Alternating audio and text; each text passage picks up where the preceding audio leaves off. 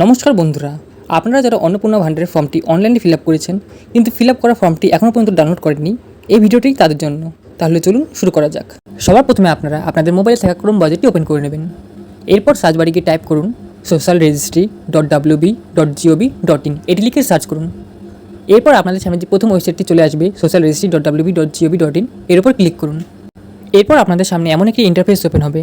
এখানে আপনারা public access citizen family লগইনের আন্ডারে থাকা অ্যাক্সেস সিটিজেন পোর্টাল এই অপশনে ক্লিক করুন।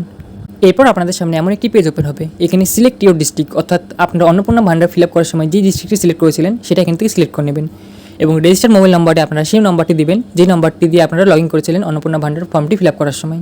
এরপর আপনারা নিচে দেওয়া সিকিউরিটি ক্যাপচাটি ফিল করে দেবেন এবং রিকোয়েস্ট ওটিপি অপশনে ক্লিক করবেন। এরপর আপনাদের রেজিস্টার্ড মোবাইল নম্বরে একটি 6 ডিজিট ওটিপি যাবে, সেটি ফিল করে আপনারা ভেরিফাই অ্যান্ড কন্টিনিউ অপশনে ক্লিক করুন। এই পরবর্তী পেজে আপনাদের এখানে অ্যাপ্লিকেশন সাবমিটেড বলে শো করছে এবং এখানে আপনাদের অ্যাপ্লিকেশন আইডিটিও শো করছে। এবং আপনারা যদি একদম নিচের দিকে চলে আসেন তাহলে আপনারা দেখতে পাবেন যে ডাউনলোড ফর্ম, এই অপশনে আপনারা সিম্পলি ক্লিক করে দেবেন। তাহলে আপনাদের অন্নপূর্ণা ভান্ডারে ফিল করা ফর্মটি ডাউনলোড হয়ে যাবে এবং আপনারা এখান থেকে ওপেন অপশনে ক্লিক করে আপনাদের পিডিএফটি খুব সহজেই দেখতে পারবেন।